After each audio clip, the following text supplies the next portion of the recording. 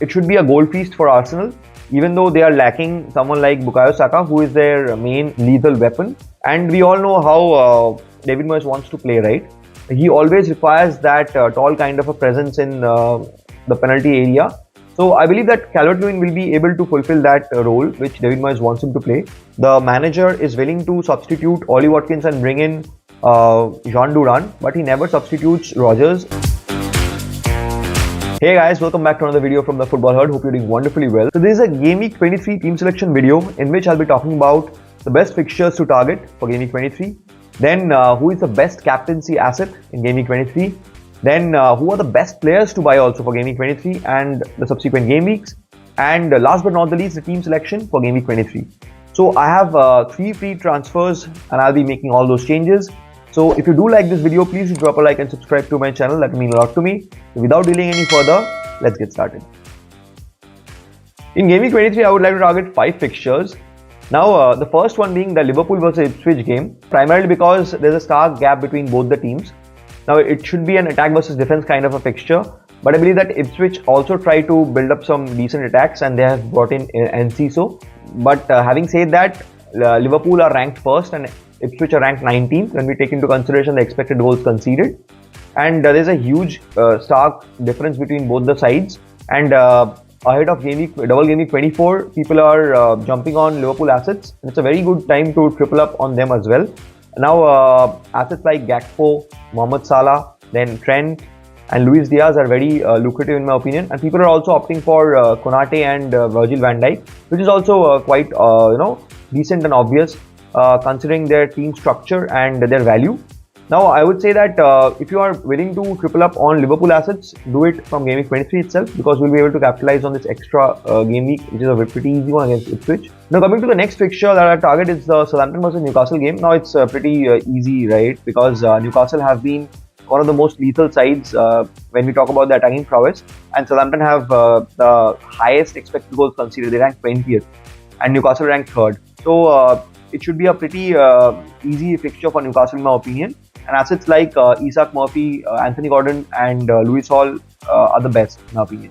Now coming to the third fixture, that's the Wolves versus Arsenal game. Now Arsenal are ranked 2nd, whereas Wolves are ranked 16th when we take into consideration the expected goals conceded, which you can see in this chart, right? And I believe that it should be a goal feast for Arsenal, even though they are lacking someone like Bukayo Saka, who is their main attacking lethal weapon. Now coming to the fourth fixture, that's the Villa versus West Ham game.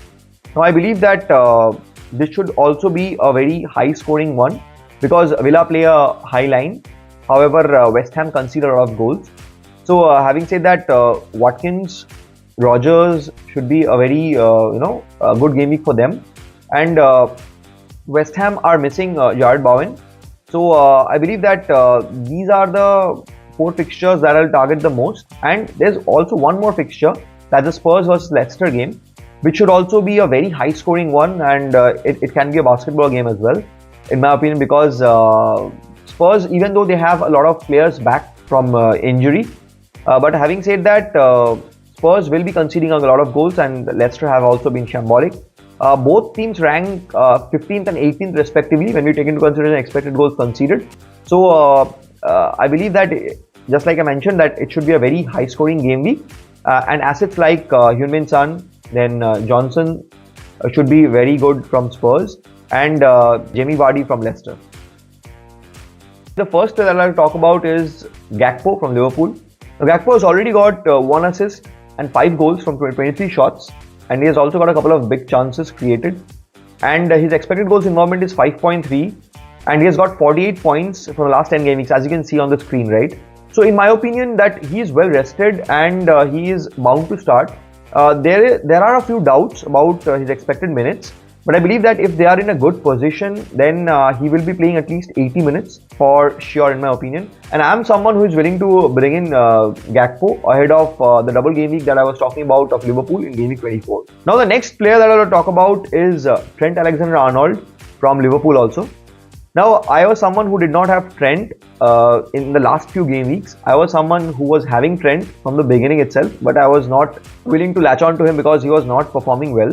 but he's picked up his form, and which is clearly predominant from the fact that in the last 10 game weeks he's got 4 assists and 1 goal from 15 shots and created 7 big chances with an XGI of 3.1. We all know that he has the highest expected goals involvement among all the defenders that we talk about, and tripling up with Gakpo, Trent and Salah is my doubt. Now coming to the next player that I will have to target is Dominic Calvert-Lewin.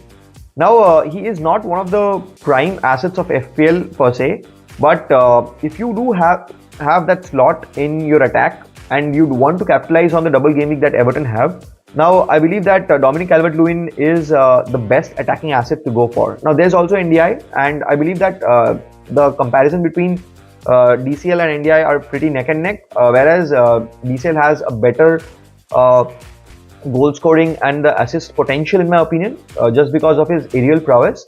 And we all know how David Moyes wants to play, right? He always requires that tall kind of a presence in the penalty area. So I believe that Calvert-Lewin will be able to fulfill that role which David Moyes wants him to play. He's already got 1 assist and 1 goal from the last 10 games.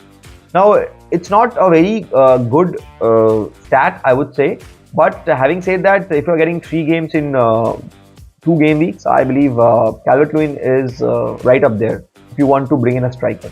Now coming to the next asset that I would like to buy ahead of GW23 is Mateta.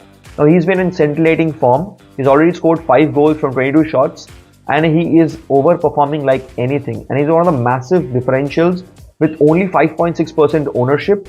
And I believe that he has already scored 48 points from the last 10 game weeks, and his expected goals involvement is also 5.4.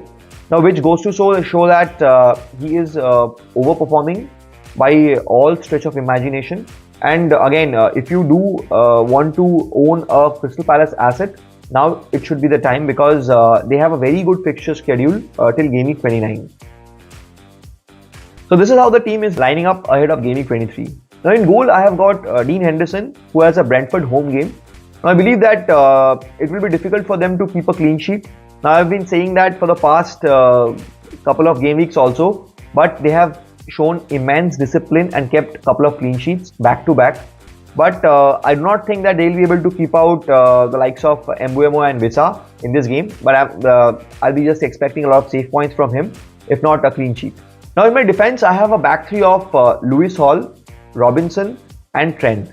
Now it's a very difficult and tricky game week, and it will be having a lot of benching headaches, because a lot of players will be having very favorable games, and it will be very tricky, to whom to start or not. And I've gone with Robinson because now the United home game seems like a easy game in my opinion, because United have been leaking a lot of goals and they are not in the correct shape and form as of now. So the assist potential that Robinson has is immense in my opinion. So I have gone with Robinson. Now I'll talk about my bench later. Now there's also Lewis Hall, who has a Southampton away fixture, and I believe that this is one of the easiest games that Lewis Hall can dream of. And I'm expecting that Newcastle will be able to keep a clean sheet here. Now coming to the third player in my defense, that's Trent Alexander-Arnold, who I have brought in this game week ahead of the Ipswich home game and the double game week 24 also. Now he is one of the best defenders out there with the most attacking menace, and also to add to that, he's on set pieces and he plays down the right where Salah operates, and the partnership of Trent and Salah is immaculate in my opinion. And you all know, right, how amazing Mohamed Salah is performing this time round, and so that enhances Trent's Hall potential in my opinion. Now coming to the midfield, I have a midfield four of Amad Diallo, who has a Fulham away fixture. Now Amad is someone who saved me in game week 21 with that hat-trick, so I have kept complete faith in him, even though United are playing shambolic football, but he is their only ray of hope. And the second player that's there in my midfield is Mohamed Salah, who has the Ipswich home game.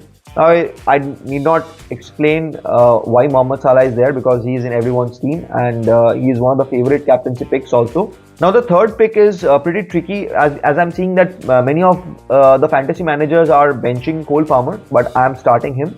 Even though it's a City away game, Now, City have been leaking goals, and I believe if someone can score against them, it should be definitely Cole Palmer.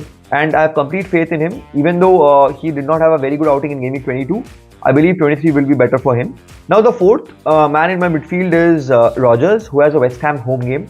Now, a lot of people again are benching Rodgers, but I am one of those few managers who is willing to start Rodgers, because I believe that West Ham concede a lot of goals, and Rodgers is someone who can shine, and we all remember, right, the kind of assist potential and goal scoring prowess that he possesses, with the amazing passes that he provides to Ollie Watkins, and he has also nailed the starting slot and is having an amazing run. So I'm starting Rodgers without any speck of doubt. I have a forward three of Isak, João Pedro and Gakpo. Now, Isak has a Southampton away fixture, which is a pretty easy game week in my opinion for him, and he should score a lot of goals in this fixture, I believe, and he's right up there when we talk about the captaincy picks. Now, João Pedro is also a no-brainer. He's having a very decent run and he's on pens, but he is not able to perform with that kind of a performance, and his stats are also not that much brilliant, because he's not getting those amazing chances that we were used to seeing him get in the 5-6 game weeks, the amazing patch of form that he had. But I'm keeping faith in him. And the third attacker that I have is Gakpo. He has a Ipswich home game. Now, I will not playing the assistant managership in Game Week 24. That's why I am willing to bring in that third Liverpool asset, and I have made the choice of Gakpo. And I believe that he will be starting because he's well rested and he was not someone who participated in the UCL fixture. So that completes my team for Game Week 23. In my captaincy metrics, I have gone for Mohamed Salah, Alexander Isak and Morgan Rodgers. Now, Mohamed Salah has a very easy fixture against Ipswich, and who has been outstanding throughout the season with 214 points. As you can see, the numbers are amazing.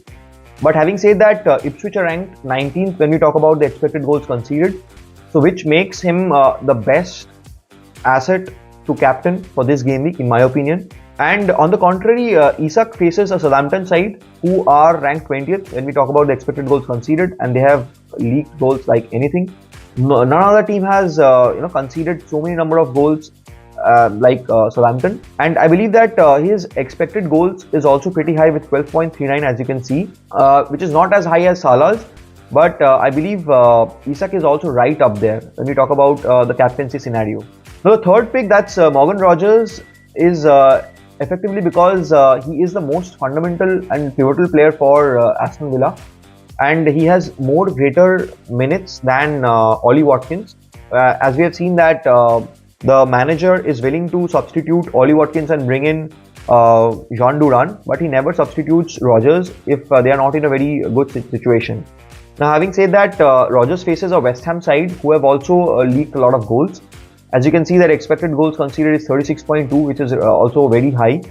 And I believe that the ranking should be first Mohamed Salah, second Isak, and third Morgan Rodgers. So that is my ranking for Game Week 23. That's it, guys. That was all about the Game Week 23 team selection video. If you have any questions, please do drop them below. And if you like this video, please do drop a like and subscribe to my channel. That will mean a lot to me. I'll be posting the final team in my X handle, so make sure you follow me on X. And all the best for Game Week 23, and I'll catch you guys in the next one.